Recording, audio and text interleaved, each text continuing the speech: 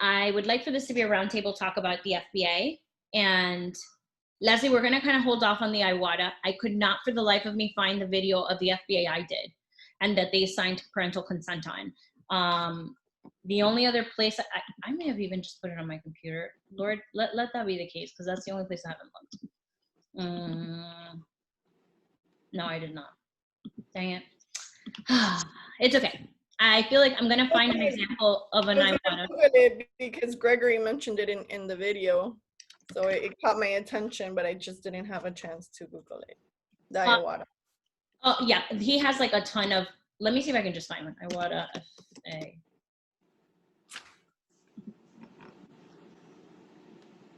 Oh, yes, he does. He actually has one of like adults recorded. I think it's people doing it. There's also a real life example one of Greg Hanley's that I'm going to share. So we can see kind of the difference of a clinical Iwata assessment and a Hanley. But before we even get there to kind of see the examples, where do you guys feel like, what was a benefit of what you've learned of Hanley? I wrote notes. I like the way he explained the response chaining. Because it's very different. I've never heard it explained the way he did. So yeah, he's a great presenter, right? Yeah, it clicked in my brain. I was like, oh, that makes sense. Okay, yeah. I like that. I liked how at the end, well, I mean, not at the end, but he was like emphasizing how it's a much quicker way to do this. Huge benefit. To like spend over, I think it was like I just remember seeing that graph and he's like, in total, all of this would take, if we do like the really dense one, would be over 600 plus hours. And I'm just like, oh God. And this one's like 22 minutes. It's 22 minutes, and it's not only that, but then I feel like one of the best advantages is it takes place with real life factors that you can't necessarily account for in a clinical setting, right? So even small things as lighting changes in someone's house is very different.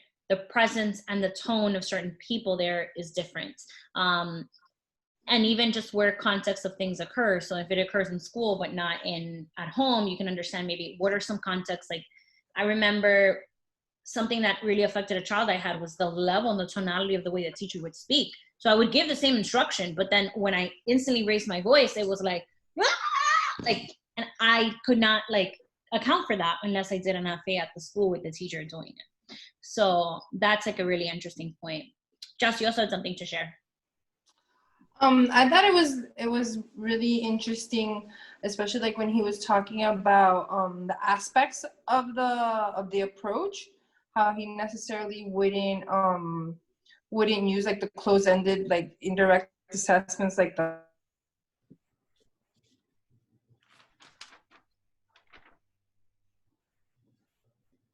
Jess, did you freeze? Information, and where I've sometimes had. Oh, you're good. Did you hear me? Did I freeze? Yep. And how he was talking about like the close-ended indirect assessments, like the FAST. Like me personally, I had just done an initial, and they had actually someone had suggested that I use the FAST.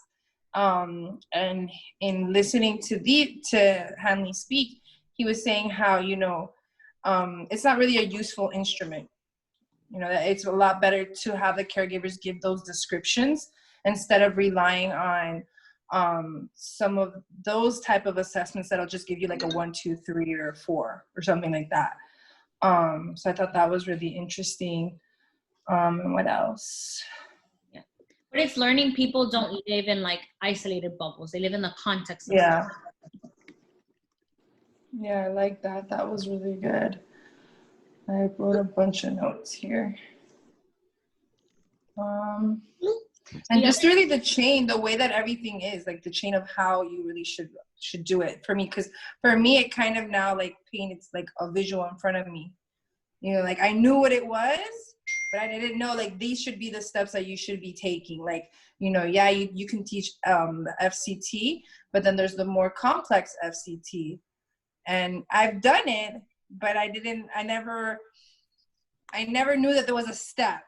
So I guess in really working with it, I have done those steps. I just didn't know that that was like the more appropriate steps to take when you do something, when you do the functional assessments. Yeah. Did it make doing an FA more doable for you so that you have a proper basis and a foundation to write a behavioral plan with? Yes, absolutely. Okay. I think it does. Did you guys get an understanding of how you would group behaviors, or would you do an individual one per behavior? Like, how do you feel like Hanley's approach, like, how did you understand that? So if you're running an FA, would you run it for all behaviors or some behaviors or individual behaviors?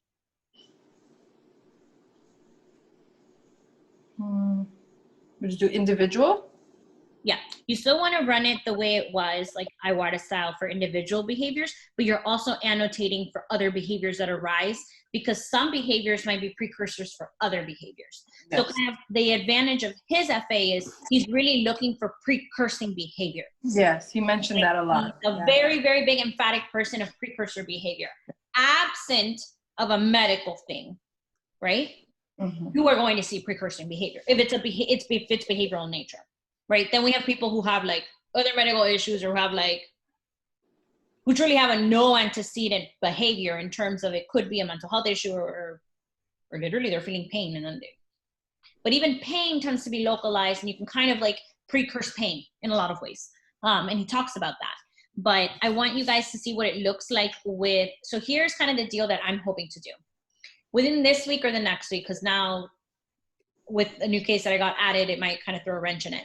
I would like to complete a Hanley FA with William, one of my clients, so that you guys can observe and see, and I'm sure his mom will be okay with like, you guys observing and seeing what one actually looks like. Great thing is, love YouTube. People have already consented to doing it. So here's one we're going to share and see together. That's one of his. And it's a great, because it's with an early learner, so you'll be able to see it. So I want to have you guys see this, and then we'll look at one or two traditional Iwatas in a clinical setting, Leslie, to give you a better idea of what that looks like. Okay? Everyone hear it?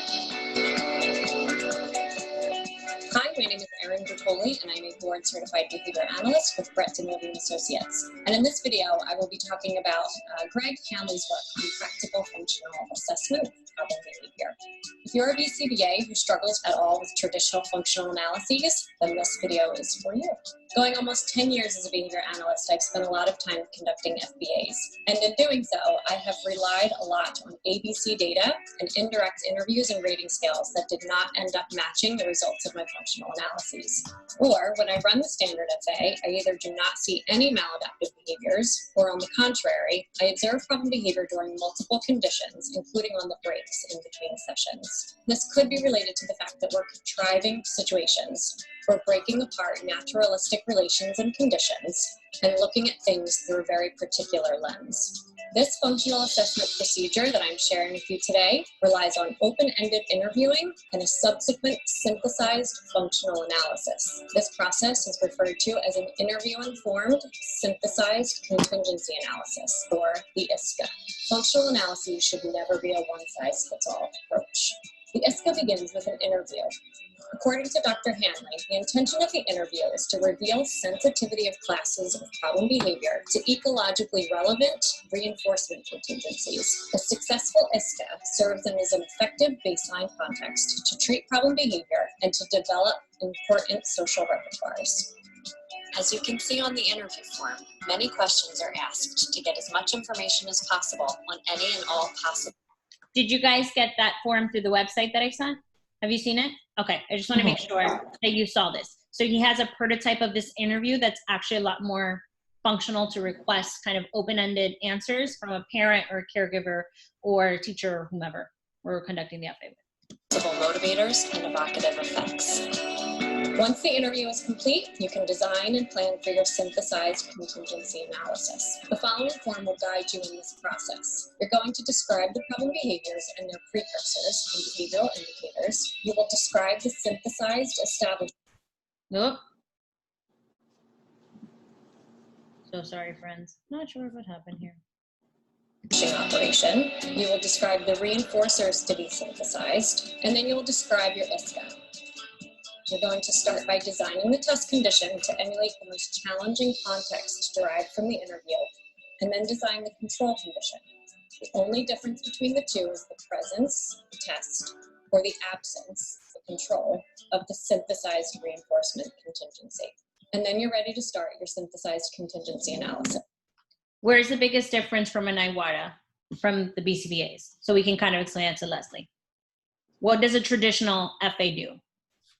How many conditions usually are there? There's 4. At least 4 conditions. Yeah. So you're breaking down something to see if it has one of the 4 functions or a control function. So this is a very big difference in how Hanley's versus IWATA's is done. Okay, Leslie? Yeah. Always start with your control condition. Have your materials readily available and provide suspected reinforcers non-contingently and continuously. This is the life is good condition. 0 problem behavior should occur here. You will then go to your test condition. You're going to provide synthesized reinforcers for about 30 seconds immediately following problem behavior. The individual should have access to the reinforcement for 20 to 40 seconds. Sessions should last 3 to 5 minutes in duration, and you will simply alternate between your test and your control conditions. Terminate your analysis when sufficient control is achieved. For example, you have reliable 0 or near 0 rates in your control and elevated but controlled rates in your test conditions. You'll record your data on a form similar to this. And that is it. 2 conditions. Many would argue, but this goes against everything we've been taught regarding functional analysis, or you're doing the exact opposite of teasing out the controlling variables. You're really not coming up with a primary function. And in fact, there have been a number of studies that have attempted to prove these challenges against the ISCA. In this study, published in JAVA, Dr. Wayne Fisher and colleagues found that the ISCA did not produce stronger experimental control than a traditional functional analysis. Their findings were derived from within-subject comparisons of the 2 approaches. Dr. Hanley would argue, isolated contingencies don't always control behavior the way that synthesized contingencies. Do you guys understand what this means in English?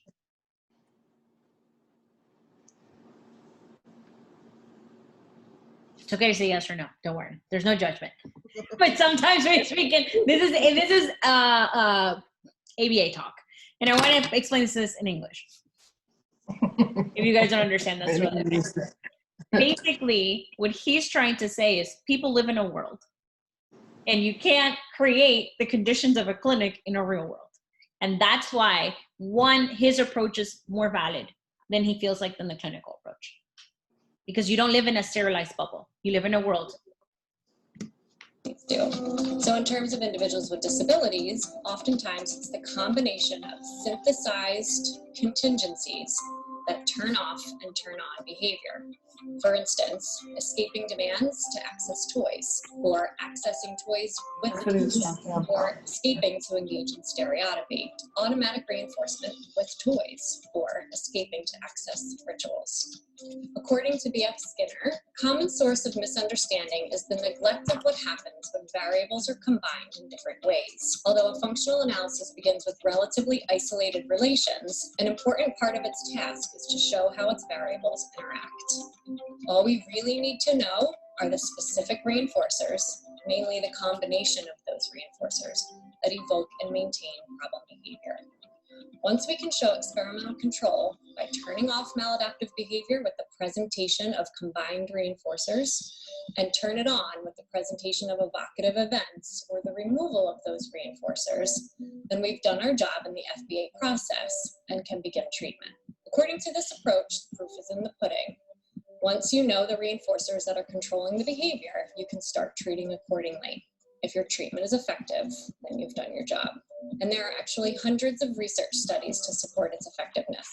According to Dr. Hanley, peer-reviewed research has shown that ISCAs are quick, safe, and reliable, and it is a means to understand enough about why problem behavior is occurring to design individualized treatments capable of eliminating problem behavior while promoting essential skills such as functional communication, delay and denial toleration, and contextually appropriate behaviors. But with that said, you can look forward to future videos that more thoroughly review the research regarding this approach. For as mentioned earlier in the discussion of the Fisher article, those authors, along with many other researchers, caution practitioners who wish to incorporate the ISCA into their clinical practice due to its simplicity and efficiency, and recommend that researchers collect additional data on the levels and types of convergence and divergence between the ISCA and the traditional FA with more participants before drawing firm conclusions regarding the validity of the ISCA.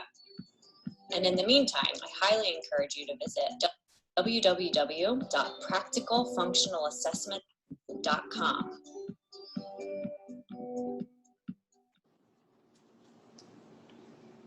I'm very curious now that things have changed and we live in this interesting world, what this will look like moving forward.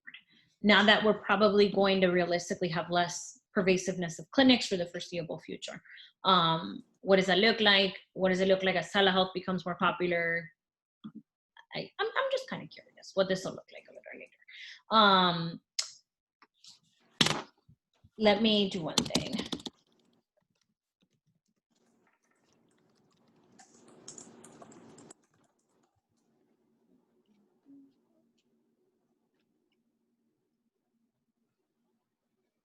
Oh, I love upstate New York. They just film everything. Love these people. Here we go. Here's an actual Hanley FA. Okay, so learner is just, they gave her initials, AQ. She's 18, she has ADHD, mild intellectual disorder, that's what ID stands for, and a mood disorder. She has also profound hearing loss. She has PECs and some simple ASL. So they're looking for physical aggression. So you see it's not necessarily individual behaviors, but also a coupling of precursor and like maladaptive behaviors, SIB, and then loud pitched vocalizations, crying, grabbing hands in an aggressive manner, all of that. So that's what they're looking for, okay? And I'm glad we actually get to watch this with an adult.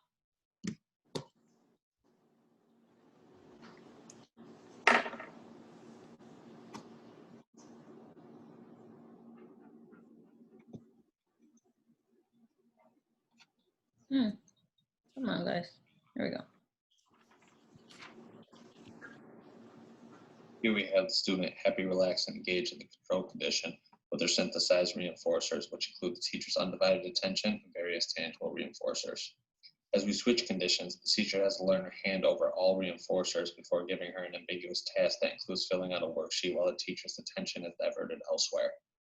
Per staff interview and direct observation, these conditions have historically presented a difficult situation which typically evokes inappropriate behavior out of learner.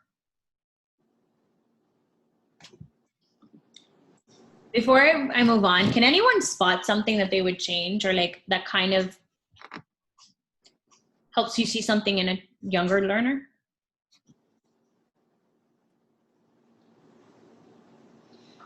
She's 18. Yes, she's an 18-year-old woman. I feel like aren't those like not really like age appropriate for her?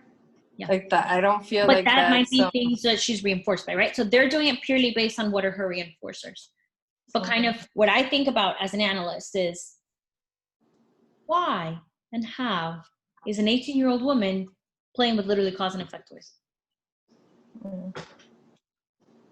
Right? So keep in mind when you're like with parents and why, like, oh, I'm like, get rid of that stuff, do it. Because imagine these are part of her reinforcers because this was in her environment. Yeah. Because things that are not in your environment are not your reinforcer. So I think interesting to keep in mind.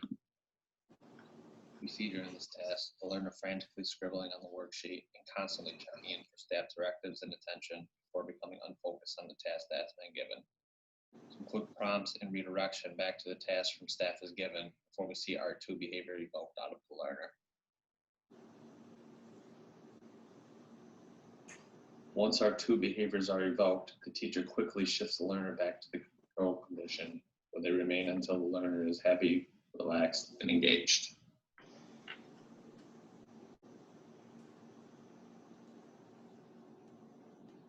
This process is again repeated in order to further test our hypothesis and determine the functional relationship between the learner's behaviors and their maintaining consequences.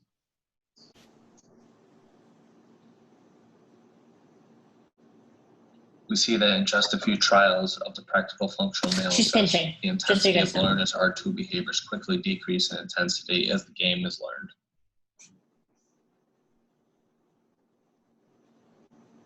Here we have a contextually appropriate behavior 2, which consists of a learner relinquishing all reinforcers and complying with the directive to get up and transition to the workstation. All we are looking for in this step is for the learner to comply with this transition. Once this is observed, compliance is reinforced by again providing access to all maintaining reinforcers.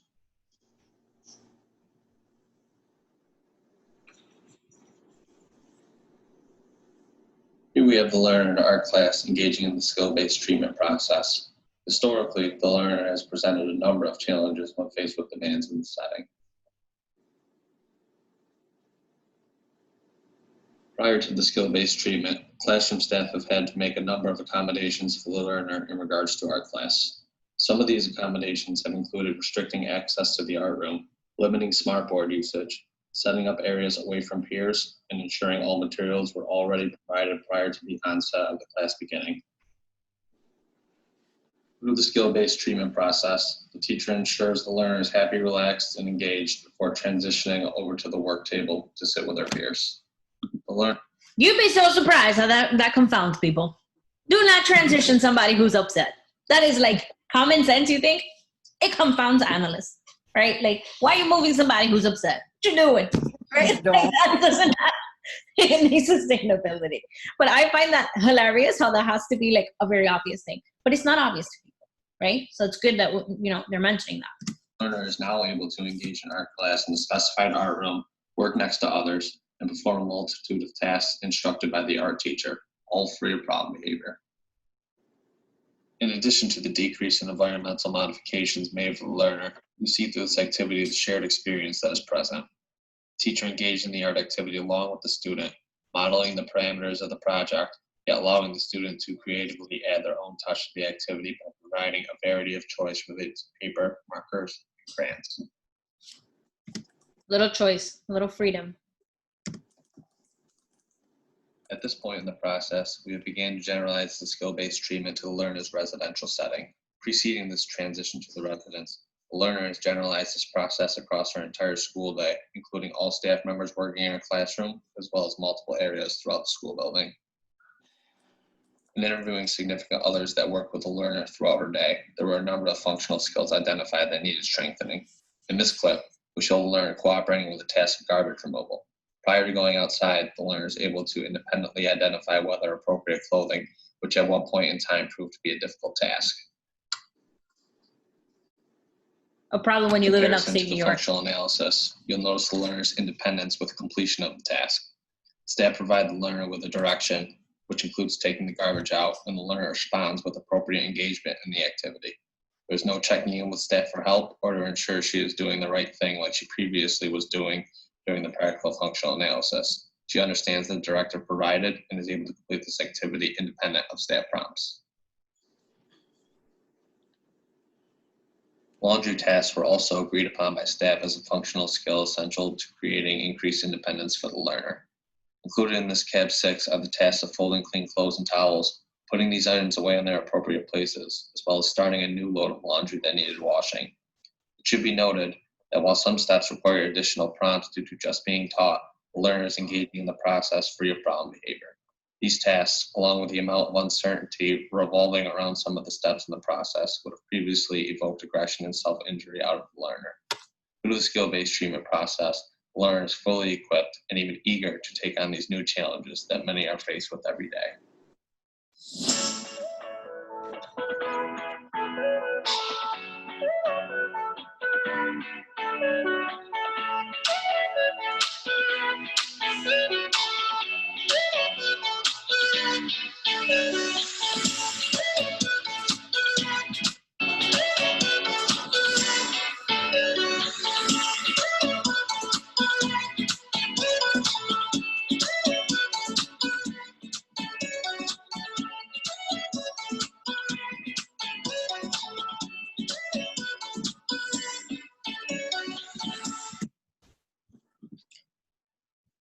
Very interesting for a couple different reasons.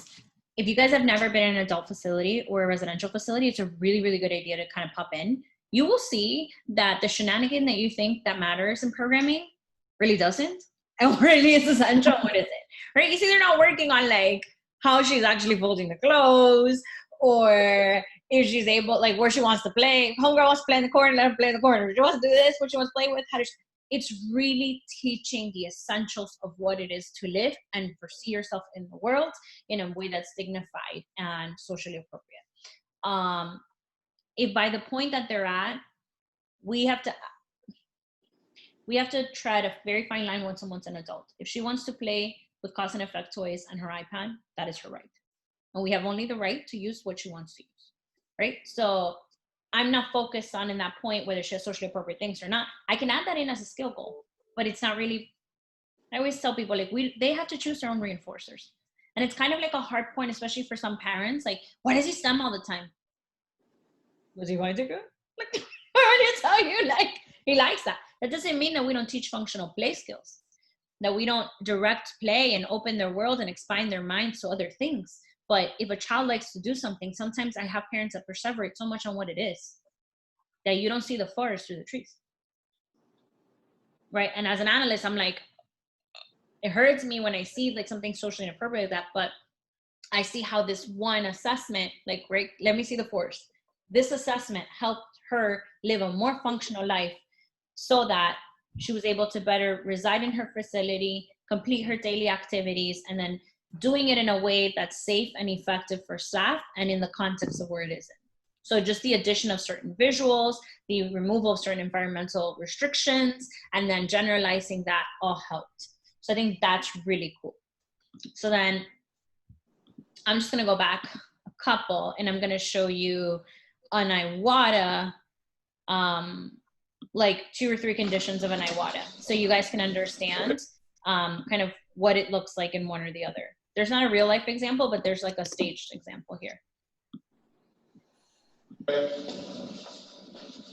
are going to do some work. Say mama. Mama. All right, good job. Say mama. Say mama. Mama. Mama. Excellent. Good job, Isabella.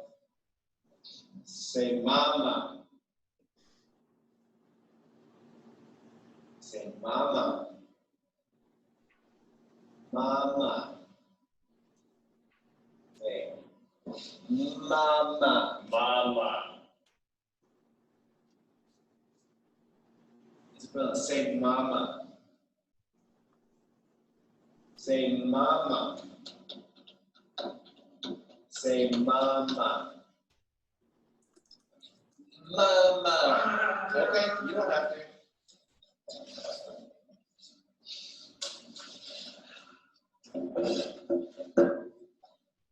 So this is reinforcing escape, right? So that's another kind of risk we have to tell the family, right? Like when we're doing an FBA, we're reinforcing maladaptive behavior to see what really it is or isn't. So it's the same in that sense.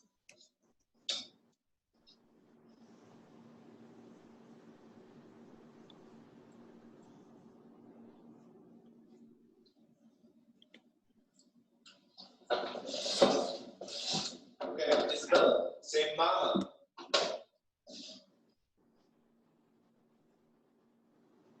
Say mama. Wow. All right, you don't have to.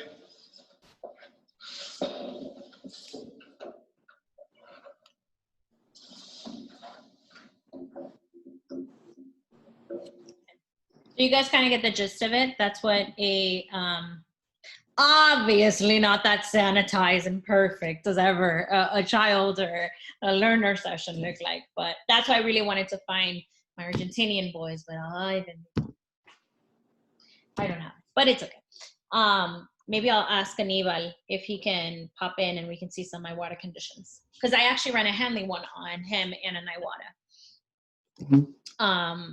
But let me see if I can kind of get that in when we speak to, I'll email Aníbal if he has any examples or anything, he would be happy to share. But what is an advantage you see of an Iwata one? An Iwata FA.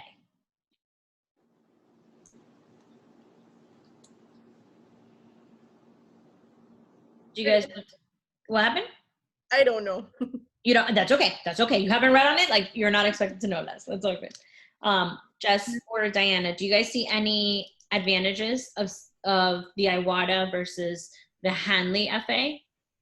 I know it, like, from now being acquainted with the Hanley FA, at least in the Iwata, they were like, you would have like you'd have each condition like done, the alone play and the escape, and you would have each condition just to see like, oh, is it occurring, is this the function, if it's specific to that specific title. I'm like, so that specificity, no, for sure, I get where you're coming from. The specificity of the Iwata is really nice, because then your functions are nice and clear, so you're better able to write a behavior plan based on functions, and then do a functional based behavior plan and all of that. It's still ideally how you want to shape it, but I feel like you can still grab it out of the Hanley, but you just have to look at things a bit more nuanced. Right? So that's where it's really good to record it, so you can kind of come back and see other nuances and maybe things that you're missing, and have 2 or 3 sets of eyes help you, not just have that. But I would definitely say that's a definitely great advantage. It's like you have clarity in the Iwata one. You're like, this is demand, but a lot of things occur in tandem. Don't occur isolated. And then in that series and chain of behavior, sometimes we don't notice if there's environmental modifications that are needed or other things. So that's something I do really beg and want to see us like kind of change and review throughout the time. So then moving forward for you guys, I'm really glad that you guys got to catch up and see some of that Hanley video and really kind of get that. I want you to have a good solid foundation for an FA so that we can start doing that with a client. So having an understanding and what we can kind of help orient someone, we're going to get through some of these like under us clients, right? Because we're going to have to do we have no other choice but to do an FA, especially now we're doing teletherapy for them. And I think having this in vivo example for a kiddo, one of my kiddos that we're going to do a Hanley one on, we can kind of then look at those videos and then start formulating a behavior plan. What I'll start doing now is I'm going to grab one of our friends' behavior plans. And I'm going to get a more simple learner in terms of it's a clearer behavior plan, and show you guys what a behavior plan looks like. What did I do here? That is not okay. What do you use, Pam? What? Do you use the Hanley or do you use the... I have used mostly the Hanley to do my FAs. Let me use what I would want to use. Let me, okay, I'll use one of Mr. I think I wrote a behavior plan for him if I'm not mistaken.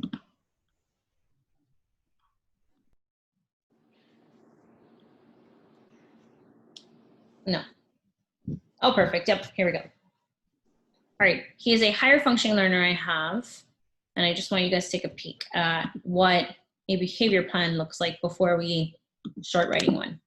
So you generally need to have the behaviors and the topography first established at some point. Actually, before I even get there, do you realize you need to ask for consent for a behavior plan to be written, an FA to be done, and a written consent? That is very big, and people forget that. I'm taking not the original signed copy, so I'm just showing you guys the prototype example. But you need to have a signed statement of a behavior plan, because then that means the family is agreeing to that, right? Because it could involve like a risk. That means you've done a risk benefit analysis, you've explained this. So that's a really big point. Okay. So the next thing that like you want to start off, so I'm just showing you the prototype. You're going to have a definition of behaviors. And then what I find really helpful, because I make my behavior plans written for people who don't understand ABA, don't speak ABA, right? So we want to show how clear, concise, and objective we are when it comes to a behavior. These are the behaviors this child shows. These are what it looks like. These are precursors. And I use all types of words so that no one can be unclear. The precursor, an antecedent, or a setting event. What happens before the behavior, right? And then I just explain it in pure English. instances of aggression are more likely to occur when Gabriel's denied access. Yep. What is, huh? And then the other one, instances of aggression are likely to occur when he's asked to wait his turn. Everybody can understand that. Denied access, sometimes people are like, huh? And they're like, oh, you mean say no? Okay, I got it. All right. These are more likely to occur when he's not receiving one-on-one attention, when he's not asked to complete a specified task, when he's left alone. What does this tell you about the function of this, right? Where am I going? Attention seeking. This can be technically an automatic, right? If he doesn't have a structured schedule, he doesn't know what to do. He's just gonna like start like, hey, what's up, what's up, what's up? Or when he's more likely to be left alone. So that's looking at more of an automatic function. Here it's looking more for wait is really a denied access. It's a form of denied access, right? You're asking, hold on. So then as I do the setting events, then I want to move into, this is more for the parent and for me, so that I have an understanding, this is the likely function, the main function. Denied access, escape, attention. Mind you, my parent already speaks fluent functions. I don't write a behavior plan on the first day. Because if you don't understand functions, how are you going to even understand that? So I'm determining why this is happening, right? And then I go into what the intervention looks like. And so I remind the person here what the antecedent is, what usually happens, what are some behaviors that happen, and then I group it per function, not necessarily the behavior. Sometimes I have done it with the behavior, but a lot of times I actually have to do it per function. So when you tell this kid he has to do something and he doesn't want to do it, what behaviors is he likely to show? Elopement, noncompliance, and verbal protest, right? And then what does he usually get out of it? And remember, it's not the consequence he should have, but what usually happens? He doesn't complete it. What is it reinforced by? And then here I put, what should you do as a preventative measure, an antecedent strategy? What behaviors that skill deficit, what skill deficit is it looking for? And what are some management strategies for it? This is one prototype of a behavior plan. And then I always like to use color coding because I'm like, when crap hits the fan, what am I supposed to do? Great, I can go to the red one, and that's when it shows me I'm supposed to do ABC. So I have found from feedback from caregivers that this is really, really helpful, right? So, okay, when I tell him to do something and he doesn't, and he does blank, what do I do? And then I did this all throughout for different behaviors. Now let me show you another learner, right? Hold on. Another way I've written this is per behavior for another learner. Pam, Yes. would you have any like recommendations, any like good books on that we can purchase on behavior plans, or no? No, I wish I did. I learned some of it with FIT, and then I learned some of it through a CEU, a workshop. I'm happy to share like a prototype of one, but I don't. Because that looks a lot different. I mean, I've seen one, but that looks like a real one.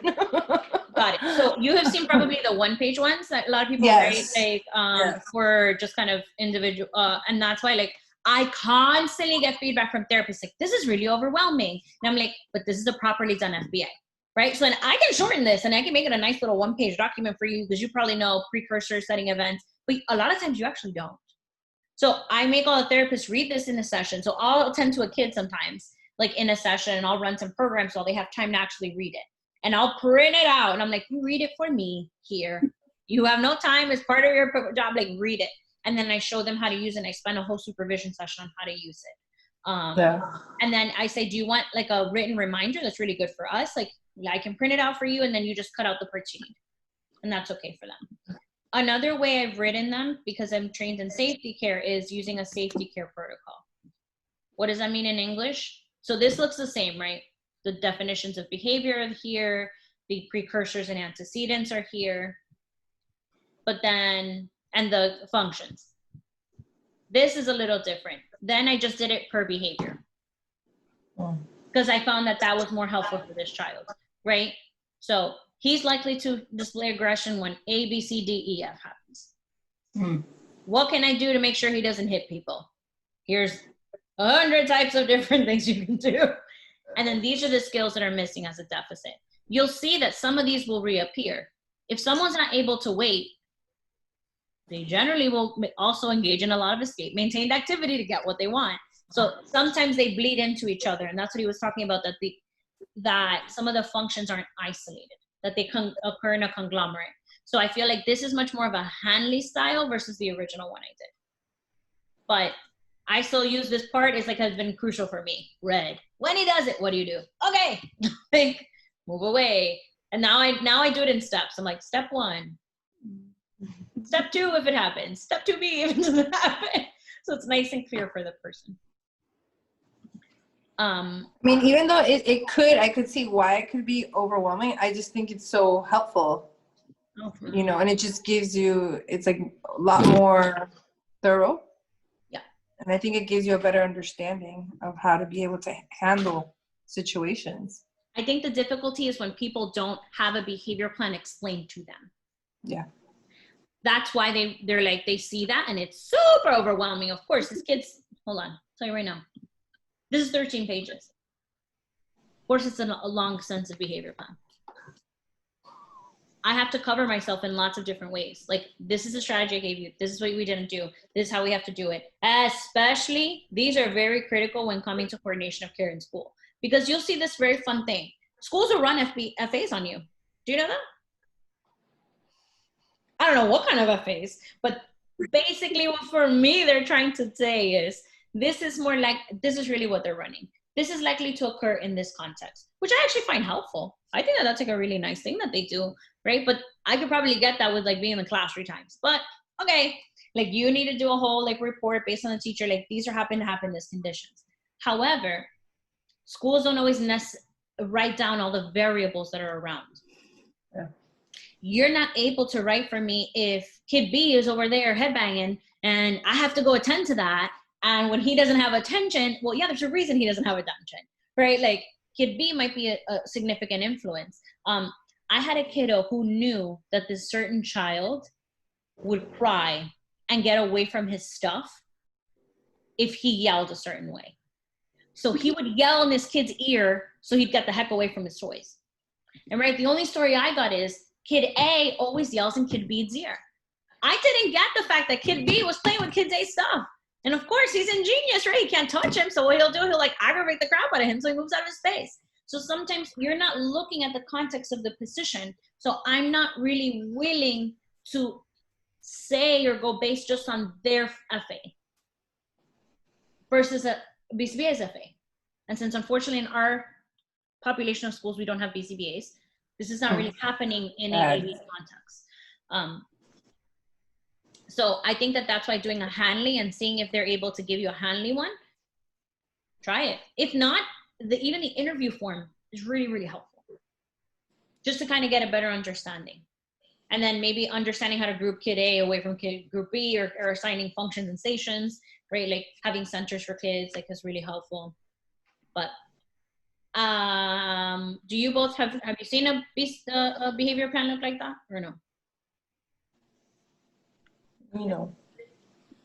Say that again? They've been small. I mean, very small. I've only seen early learners right now. So. No, those are early learners. Sorry, one of them is an early learner. Oh. Yeah, that's nothing to do with you're an early learner or a late learner. A lot of people have that conception. That's actually, I'm glad you brought that up. A lot of people are like, oh, they're little. They don't need. You need a behavior plan for some of these guys that are little. They have a lot of crazy maladaptive behaviors. Oh, my little early one in the morning, he's got a heck of behaviors, and I mean currently prior to starting his session, I guess we didn't have much because we were gonna go into school, but obviously that's where we saw all the majority of his behaviors, and so COVID happened home. They don't happen as often. So, right. But then it's important to know like what are factors that are important in school that we're missing. And that's why I always tell people too, like don't reinforce certain behaviors and the importance of certain things. Like your kid is gonna have to wait. And no matter if they go to the most ideal best school, at least they're gonna have to wait with 2 or 3 people. So if you constantly give something like this, like that's why waiting is a very important pre-learning skill. Like learning to remain at a table and occupying yourself for a certain duration of time is a very important skill. Yes, it is. Like you'd be surprised. About that too. In the videos, like he was like, you gotta slowly build it into them. like, toleration, acceptance of denial, and all that stuff. And I'm like, yes, it's very important, because I mean, I told my kid, I'm like, oh, he's learned to like pull me towards where he wanted. And I'm like, oh, that's fantastic. And then he generalized it to outside, and he was pulling me to an area. And I'm like, then one of these days I was just like, I don't want to follow you right now. Like, I don't want to go underneath the shade where it's like pretty much muddy right now. And I was like, no. And he was like, what? And he had a mini meltdown. He was doing the most. He tried to bite me, and I was just, it's time, my friend. I'm telling you yes and no, yes and no. Like, but I would say that's a skill, and especially since I've worked with later learners, I am very, very strict that I will work on pre-learner skills before everything. And I'm telling you, I have parents that get into an argument with me. I want to work on like language, letter. No. Your kid doesn't know how to wait. I don't care how many letters they know on the alphabet. Like, that's a really big problem. Like, and they will see that over time. Like, I had a 2 or 3 year old that her tantrums were so bad. Like, she was hurting her little brother. Her little brother is probably 13, 14 months old. And she's 3. And she's like slapping the thing. And I'm like, what is it? I have to move. And I'm covering for somebody. It's not even my client necessarily. I'm moving the other child to ensure not their safety. And then I back away from them. Because I'm like, what am I going to do getting in the middle and letting this child like hit me and throw stuff? And I just back up.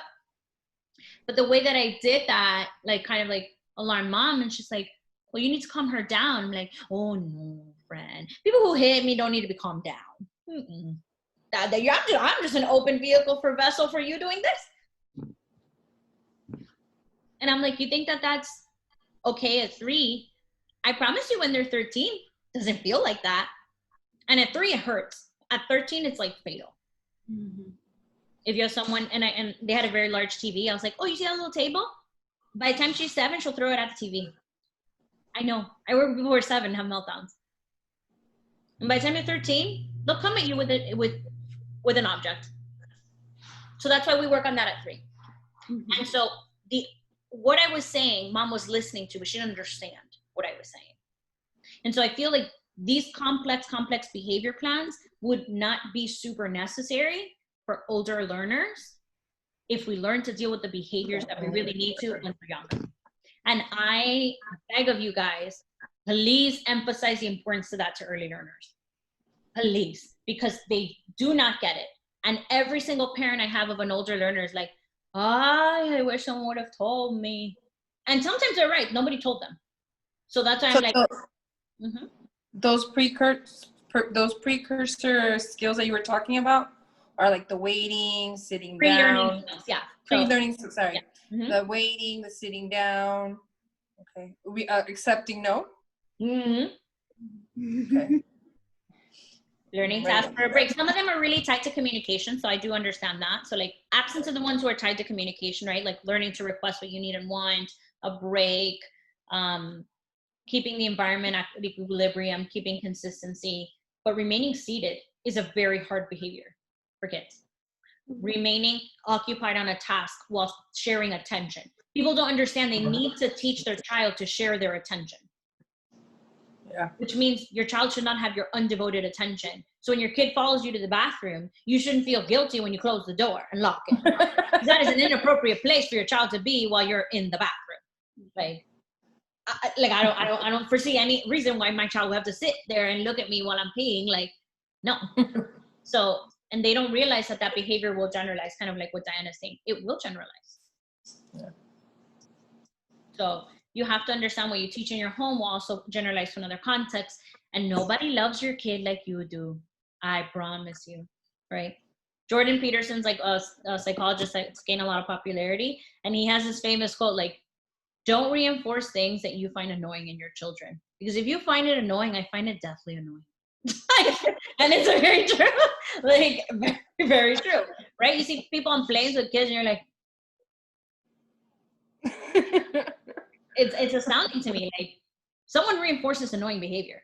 And not to say kid, but then they don't understand where kids should be kids and kind of, a context and a setting. So just understanding, like, a child shouldn't think that they're entitled to someone's undivided attention all the time. Sometimes, but not all the time. And understanding that they have to learn, not interrupt conversation. Because then I also tell them, like, that's also learning social cues. Yeah. Think about that.